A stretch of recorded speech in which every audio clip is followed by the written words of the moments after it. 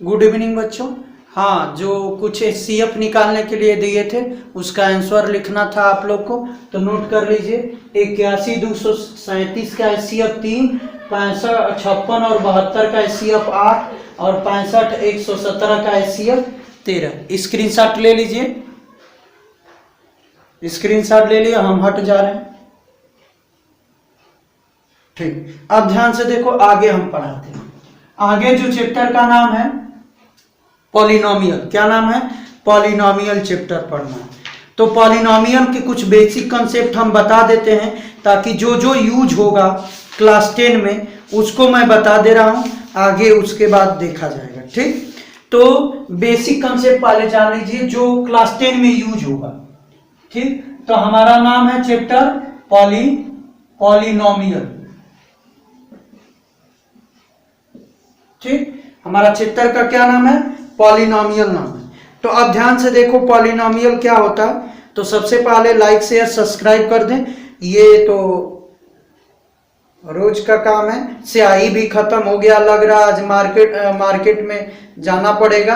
आज शायद आज से बाहर घूमना अलाउ है क्या? शायद मुझे मालूम नहीं है। आज से 8 तारीख है ना, 8 तारीख से बाहर घूमना अलाउ है। बट तुम लोग घूमना मत, मेरा कोई काम है तभी मैं जा रहा हूँ, बाहर जाऊंगा। तो आज मार्कर खत्म हो गया, काम चलाते हैं, ज्यादा नहीं पढ़ाएंगे। तो पॉलिनोमियल क्या है? तो पॉलिनोमियल में देखो, पॉलिनोमियल क्या है ये सब 9 में पढ़े। हमको जो यूज करना है बेसिक कंसेप्ट वो मैं बता रहा हूँ, जो क्लास 10 में हो। तो ध्यान से देखो, पूरा अगर हम पॉलिनोमियल डिफाइन करेंगे तो इस पे 1 घंटा 1.5 घंटा का वीडियो बन जाएगा। तो थोड़ा सा इस पे 9th की चीजें क्या लाना है यहाँ। पॉलिनोमियल जैसे मान लेते हैं कि हमारे px equal to ax² plus bx plus क्या है? c है। ये पॉलिनोमियल है। अब यहां ध्यान से देखो, तो ये पॉलिनोमियल कौन सा पॉलिनोमियल है? तो क्वाड्रेटिक पॉलिनोमियल है। तो इस क्वाड्रेटिक पॉलिनोमियल में ध्यान से देखो, x² का कोफिशिएंट क्या होगा? कोफिशिएंट ऑफ x² का।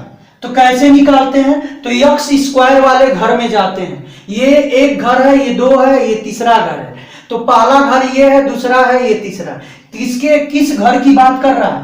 पहले घर की बात कर रहे हैं। x² कहां दिख रहा है? यहाँ। तो पहले घर में देखेंगे कौन बैठा है, तो ये कौन है? a है। x² को नहीं लेंगे। ठीक, तो इसका कोफिशिएंट क्या होगा? इसकी न्यूमेरिकल वैल्यू साइन के साथ जो लेते हैं वो। अब कोफिशिएंट ऑफ x की वैल्यू पूछ दें, कोफिशिएंट ऑफ x की पूछ दें, तो क्या होगा? b। साइन के साथ लिखेंगे। ठीक, यहां प्लस है इसलिए नहीं लिख रहा हूं। और कांस्टेंट टर्म कौन सा है? कांस्टेंट कौन सा है? c है। ठीक, तो ये हमें बताना जरूरी था। अब यहां देखो, जीरोज अगर निकालना हो, इसका क्या निकालना हो? अगर पॉलिनोमियल का जीरोज निकालना है तो जीरोज निकालने के लिए हम px को क्या करते हैं? 0 करते हैं, यानी ax² plus bx plus c बराबर 0 करते हैं। अब यहां से x की वैल्यू निकालते हैं। अब फैक्टराइजेशन करके, आप पढ़े होंगे 9th में, अब करके निकाल लेते हैं। तो ये होता है जीरोज। तो ये थोड़ा सा हमको बताना जरूरी था कि कोफिशिएंट, क्योंकि बार बार कोफिशिएंट का यूज होगा तो आपको समझ में आ जाना चाहिए। तो ये आपका पॉलिनोमियल है। ठीक, कौन सी पॉलिनोमियल? हाईएस्ट पावर की डिग्री क्या है? 2 है। डिग्री क्या है? 2 है। हाईएस्ट पावर जो होता है वेरिएबल को उस एक्सप्रेशन में, वही डिग्री होता है। तो डिग्री आपका 2 है, इसलिए क्वाड्रेटिक पॉलिनोमियल है। अब क्वाड्रेटिक पॉलिनोमियल, अब यहां देखो हमें इसमें पढ़ना क्या है। इसमें कुछ पढ़ना नहीं है, पढ़ना यही है 2 टॉपिक कि फाइंड द जीरोज, जीरोज निकालना है और जीरोज निकालने का तरीका। ठीक, जीरोज निकालना है, कुछ डिवीजन सीखना है, और उसके बाद आपको क्या सीखना है इसमें? डिवीजन के बाद जीरोज निकाल लिए, जीरोज के बाद अब क्या करना है? हाँ, रिलेशन वेरीफाई करना है कि जीरोज का जो सम या प्रोडक्ट है वो कोफिशिएंट से कैसे रिलेटेड है। तो ये हमें पढ़ना है, और ठीक ये चीजें हमें पढ़ना है। तो ध्यान से देखो, अब यहाँ एक एक्सरसाइज 1 में क्या है उसके बेसिक कंसेप्ट को मैं बताता हूं। अगर तुम्हारे पास px नाम की कोई पॉलिनोमियल होगा, y बराबर px नाम का पॉलिनोमियल। px माने p फॉर पॉलिनोमियल, x माने वेरिएबल। वो पॉलिनोमियल किसका वेरिएबल का है? x का वेरिएबल का है। उसमें सिर्फ एक वेरिएबल है जो x है। तो ये है आपका पॉलिनोमियल। तो ध्यान से देखो, अगर y बराबर px है तो आप जानते हैं ये x एक्सेस होता है, ये y एक्सेस होता है, ठीक, ये y एक्सेस, ये x एक्सेस। तो अगर कोई इसका कर्व बनेगा, अरे कोई भी पॉलिनोमियल है तो उसका कर्व होता है, कोई भी लाइन है तो उसका कर्व होता है, कोई भी आपका पॉलिनोमियल हो, कोई भी, उसका एक कर्व होता है। बात समझ में आ रही है? कोई भी पॉलिनोमियल है या कोई भी इक्वेशन है, ठीक, इक्वेशन है, उसका क्या होता है? कर्व होता है। बात समझ में आ रही?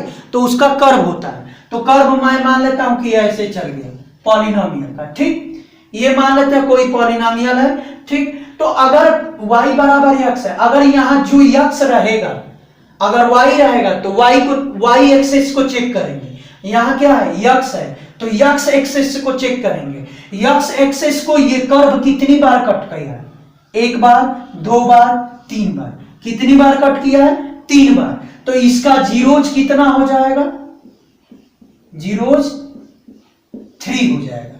कितना होगा? जीरोज 3। जीरोज क्या होता है ये बताते हैं, ये समझो। जीरोज जैसे px इक्वल टू, जैसे हमारे पास ax प्लस b कोई पॉलिनोमियल बराबर 0 हो गया, तो x की वो वैल्यू, माने px इक्वल टू, मान लेते हैं ये पॉलिनोमियल है, तो x की वो वैल्यू जिस पे सॉल्व करें तो ये क्या दे दे? 0 दे दे, तो उसको हम कहेंगे x की वैल्यू को जीरोज। यानी अगर मान लेते हैं कि x की वैल्यू माइनस, अगर मान लेते हैं -3 पे ये 0 दे दिया, मान लेते हैं, तो क्या हो जाएगा? -3 is zeros of this polynomial. बात समझ में आई? तो यही जीरोज कहलाता है। दूसरे तरीके से समझ लो, अगर मान लेते हैं 2x प्लस 3 बराबर क्या हो गया? 4 बराबर क्या हो गया? 0। ये मान लेते हैं पॉलिनोमियल है px, ठीक। तो इसका जीरोज क्या होता है? तो जो x की वैल्यू हम फाइंड करते हैं वही जीरोज होता है। तो जीरोज निकालने के लिए हमने बताया था कि ये बराबर करेंगे 0, तो यहां से 2x बराबर -4, तो x बराबर -4/2। ये 2 जाएगा, डिवाइड करेगा, तो 2 डिवाइड करेगा तो क्या होगा? -2। तो ये क्या हो गया? -2। -2 इस पॉलिनोमियल का क्या कहलाएगा? जीरोज। तो ये है आपका जीरोज। तो यही बताना था कि जीरोज क्या होता है। तो ये समझ में आ गया जीरोज क्या होता है, तो जीरोज आपको समझ में आ गया होगा। तो ये है आपका जीरोज। तो जो अगर यहां x देगा तो x को कितनी बार कट किया है ग्राफ, वो कहलाएगा उतनी बार, जितनी बार कट करेगा। तो 1 2 3 बार कट किया, तो इसके कितने जीरोज मिलेंगे? 3 मिलेंगे।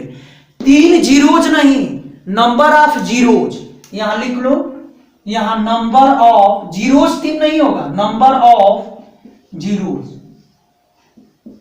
कितना होगा? 3 होगा। बात समझ में आई? तो नंबर ऑफ जीरोज कितना होगा? 3 होगा। अगर मान लेते हैं कर्व ऐसा हो गया, ये ऐसा, ठीक, जैसे ये कर्व हो गया,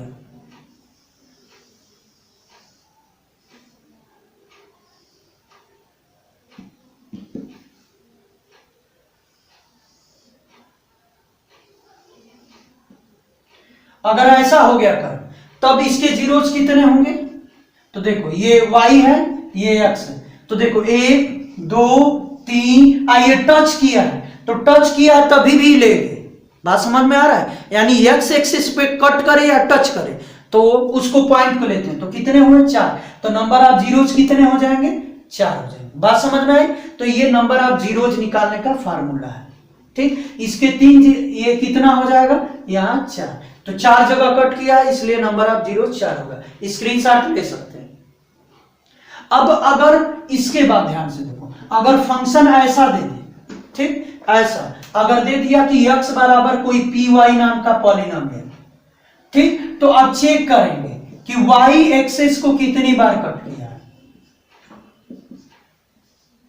ठीक। जैसे ये, तो कितना जीरोज होगा? 1 जीरोज। यहां y है ना, तो y एक्सेस को चेक करेंगे कि y एक्सेस को कितने बार कट किया है, तो यहां 1 बार कट किया है, इसलिए जीरोज क्या होगा?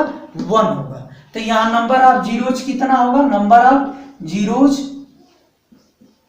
कितना होगा, 1 होगा। बात समझ में आई तो कर लीजिए, स्क्रीनशॉट ले लीजिए। तो पहला एक्सरसाइज यही है, बात समझ में आई, कर लीजिए। अब हम चलते हैं आगे, इसका बेसिक कंसेप्ट बताते हैं। आगे का जो इंपॉर्टेंट क्वेश्चन है, हमें फाइंड द जीरोज और रिलेशन बिटवीन कोफिशिएंट निकालना है। तो हमें क्या आगे है निकालना है, find zeros and verify zeros relation between zeros and coefficient. ये हमें बताना है कि जीरोज जो ज्ञात करते हैं वो और कोफिशिएंट में वेरीफाई करना है रिलेशन। तो सबसे पहले हमें क्या करना है, जीरोज निकालना है। तो ध्यान से देखो जीरोज निकालने का तरीका, जैसे मान लेते हैं हमारे पास कोई पॉलिनोमियल है, जैसे एग्जांपल ले लेते हैं, कोई पॉलिनोमियल ले लेते हैं, ठीक ना। जैसे मान लेते हैं हमारे पास पॉलिनोमियल है x square plus 7x plus 13। तो जीरोज निकालना पहले सीख लीजिए, ठीक, उसके बाद रिलेशन समझाएं। तो इसको कहेंगे फॉर जीरोज के लिए क्या होगा, जीरोज के लिए हमारा क्या होगा, px की वैल्यू क्या होगी, 0 होगी, ठीक। तो 0 होगी तो यहाँ px x square plus 7x plus 13 बराबर क्या हो गया, 0। अब x की वैल्यू निकालें, ये क्वाड्रेटिक फॉर्म है ना, तो क्वाड्रेटिक में तीनों टर्म है ना, तो क्या करते हैं कांस्टेंट का नंबर उठाते हैं इसको और यहाँ जो नंबर रहता है उससे गुणा करते हैं। तो ये x स्क्वायर का नंबर क्या है, आगे 1 है, कोफिशिएंट क्या है, 1 है, तो गुणा करेंगे 13 में 1 का तो 13 होगा। तो 13 का 2 भाग करेंगे कि आपका क्या आ जाएगा, सॉरी ये 12 है, 13 पे नहीं होगा, 12 का 2 भाग करेंगे तो क्या हो जाएगा आपका 7 आना चाहिए। तो 2 भाग कर दो, 6 दूना 4 3 12, 4 और 3 जोड़ेंगे तो 7 हो जाएगा। तो इसको लिखेंगे x स्क्वायर 4 प्लस 3 कोष्ट में x, ये हो गया प्लस 12 बराबर 0। तो ये होगा x square plus 4x plus 3x plus 12 बराबर 0 होगा ना। तो यहाँ से x कॉमन ले लो, तो x प्लस 4 और ये प्लस 3 कॉमन ले लो, तो x प्लस 4 बराबर क्या हो गया, 0। अब ध्यान से x प्लस 4 कॉमन ले लो, तो x प्लस 4 और x प्लस क्या हो गया 3 बराबर क्या हो गया, 0। तो बोलो x प्लस 4 बराबर अगर 0 करते हैं इसको, तो x की वैल्यू क्या आएगी, -4, इधर जाएगा तो -4 होगा। अगर x प्लस 3 को करते हैं 0 तो क्या होगा, x बराबर क्या होगा, -3। तो ये आपका 2 जीरोज हो गया, क्या हो गया, यही 2 जीरोज हो गया। बात समझ में आई। तो अब समझो जीरोज निकालने का यही तरीका है। तो अब समझो क्या रिलेशन होता है। तो यहां अगर ax square plus bx plus c अगर आपके पास पॉलिनोमियल है, तो अगर इसके लेट मान लेते हैं, इसके जीरोज अल्फा एंड बीटा और जीरोज हैं। जैसे जीरोज का मतलब क्या, कि जो हमने x की वैल्यू निकाला -3, यहाँ x की वैल्यू क्या निकाला, -4। तो यहाँ x की वैल्यू मान लेते हैं एक अल्फा होगा, अल्फा कोई भी वैल्यू हो सकती है, कोई भी रियल नंबर, बीटा भी कोई भी रियल नंबर हो सकता है। बात समझ में आ रही है, मैंने ले लिया है अपने तरफ से कि अल्फा बीटा हो सकता है वो, ठीक, मान लिया है। तो अल्फा बीटा, तो रिलेशन क्या होता है, इन दोनों का सम, यानी सम ऑफ क्या, जीरोज, सम ऑफ जीरोज, यानी अल्फा प्लस बीटा की जो वैल्यू आएगी वो वैल्यू आएगी -b/a के बराबर। -b क्या है, तो ध्यान से देखो ये क्या है, -b यानी b क्या है आपका, कोफिशिएंट ऑफ x, यानी अल्फा प्लस बीटा की वैल्यू आएगी कोफिशिएंट ऑफ x। a किसकी वैल्यू है, माइनस रहेगा यहाँ, कोफिशिएंट ऑफ x। a की वैल्यू क्या है, a किसकी कोफिशिएंट है, x स्क्वायर का, तो ये होगा कोफिशिएंट ऑफ एक्स स्क्वायर, ये है ठीक। अगर अल्फा प्लस बीटा की वैल्यू माइनस बी बाई ए यानी minus coefficient of x upon coefficient of x square के बराबर आ गया, किसकी वैल्यू, अल्फा और बीटा, ये दोनों को जोड़ने के बाद जो अल्फा बीटा आया है, अगर ये दोनों जोड़ने के बाद अगर माइनस बी बाई ए की वैल्यू के बराबर हो गया तो वेरीफाई हो गया। अब प्रोडक्ट ऑफ जीरोज निकालेंगे, प्रोडक्ट ऑफ जीरोज,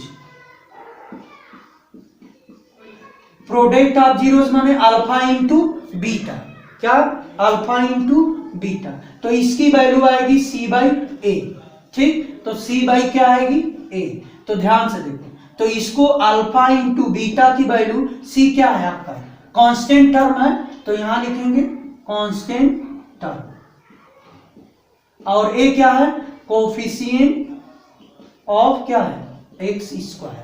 बात समझ में आई? तो अगर अल्फा और बीटा जो जीरोज है उसका अगर मल्टीप्लाई कर दें, अगर सी बाई ए की बराबर आ गया तो वेरीफाई हो गया। तो ये फार्मूला है, ये फार्मूला कहां से आया, अगर समझना है तो एक बार कमेंट करिएगा, मैं जरूर समझाऊंगा। बात समझ में आई? तो इसको जरूर समझाऊंगा कहां से आया है, अगले वीडियो में, मार्कर भी स्याही खत्म है इसलिए वो थोड़ा सा दिक्कत होगी। तो ये बात समझ में आया? तो अल्फा प्लस बीटा हमने क्या लिया, इसका जीरो, जैसे यहाँ हमने एक्स की वैल्यू निकाला है वही मान लिया कि एक्स की वैल्यू एक अल्फा होगा, एक क्या हो गया बीटा, तो सम ऑफ जीरोज है, यानी इन दोनों का सम जो होगा माइनस बी बाई ए के बराबर आएगा, ठीक, जोड़ के देखना। तो यानी बी बाई ए क्या है, तो बी कोफिशिएंट एक्स का है और ए किसका है, एक्स स्क्वायर का कोफिशिएंट है। बात समझ में आई? समझ में आई? अल्फा, अब उन दोनों का प्रोडक्ट निकालें, तो product of zeros alpha into beta, तो वो सी बाई ए के बराबर आएगा। जब अल्फा और बीटा का गुणा करेंगे तो वो सी बाई ए के बराबर आएगा, क्योंकि अल्फा बीटा का जब गुणा करेंगे और सी बाई ए की वैल्यू जब निकालेंगे तो दोनों देखेंगे क्या आएगा, बराबर आएगा। सी क्या है, कांस्टेंट टर्म, ठीक, और ए क्या है आपका कोफिशिएंट ऑफ एक्स स्क्वायर, यानी ये है आपका। अगर ये कंडीशन फॉलो कर गया दोनों तो हमारा वेरीफाई हो गया। तो ये रिलेशन बिटवीन किसमें, सम रिलेशन किसमें है, देखो relation between zeros and coefficient, relation between zeros and coefficient. तो ये दो रिलेशन होते हैं, ये दो रिलेशन याद रखना चाहिए। जब आएगा यहां देख लो, हम समझा दे रहे हैं, इसी क्वेश्चन पे देख लो, समझा दे रहे हैं। तो देखो हमारा अल्फा बीटा की वैल्यू क्या है, x square plus 7x plus 12, इसको याद रखना चाहिए, ये हमारा पॉलिनोमियल था, ठीक। अब ध्यान से देखो, अल्फा प्लस बीटा, अल्फा की वैल्यू क्या है, -4 है, और बीटा की वैल्यू क्या है, -3 है। अब तीनों दोनों को जोड़ो, अल्फा प्लस बीटा की वैल्यू क्या होगा, -4 प्लस -3, बोलो क्या होगा, -7 होगा, होगा ना। अब देखो b बाई a होता है, क्या अल्फा प्लस बीटा की वैल्यू -b/a, देखो आ रहा है कि नहीं। तो b की वैल्यू देखो, b की वैल्यू क्या है, यहाँ 7 है, a की वैल्यू क्या है, 1 है। यहाँ इसके घर में एक्स स्क्वायर है तो एक्स स्क्वायर के आगे 1 होता है ना, तो 1 ले लो। अब ध्यान से करो, -b, तो b की वैल्यू -7/1 बराबर क्या हो गया, -7। तो बोलो अल्फा प्लस बीटा की वैल्यू आ गया बराबर, आ गया ना। अब देखो अल्फा इंटू बीटा निकाल लो, तो -4 गुणे -3, तो ये माइनस से माइनस गुणा करेंगे प्लस हो जाएगा, 4 3 12। और सी बाई ए की वैल्यू निकालो, तो सी बाई ए की, सी की वैल्यू क्या है 12 और ए की वैल्यू क्या है 1, तो 12 आ गया, बोलो बराबर आ गया ना। तो बराबर आ गया तो ये वेरीफाई हो गया। तो लिख देंगे अल्फा प्लस बीटा बराबर क्या हो गया, -b/a, और अल्फा बीटा की वैल्यू क्या हो गया, c/a, तो ये वेरीफाई हो गया, ठीक। तो ये आपका क्वेश्चन था, जीरोज कैसे निकालते हैं, कैसे वेरीफाई करते हैं, तो ये आपको बता दिए। अब नेक्स्ट वीडियो में क्वेश्चन सॉल्व कराएंगे।